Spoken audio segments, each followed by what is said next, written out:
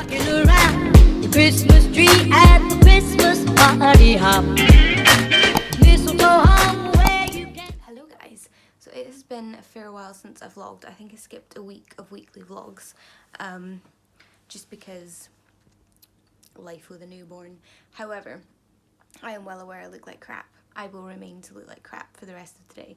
However, we have a lot to do this week. We're putting up our Christmas decorations at the end of the week, so we have a lot of prep to do. So cleaning, vaxing, putting stuff in the attic, that kind of thing. Spuggy has gone to collect our Christmas decorations from his parents' house because they actually stay in their attic. So he's gone to get them with Edmund. Nicholas is napping next door. I'm going to crack on with the bedroom because Spuggy's hoping to vax the bedroom tonight. So everything needs to be cleared, cleaned down, that kind of thing. So I'm going to crack on with that. And then I'll move through the house and do each room as I go.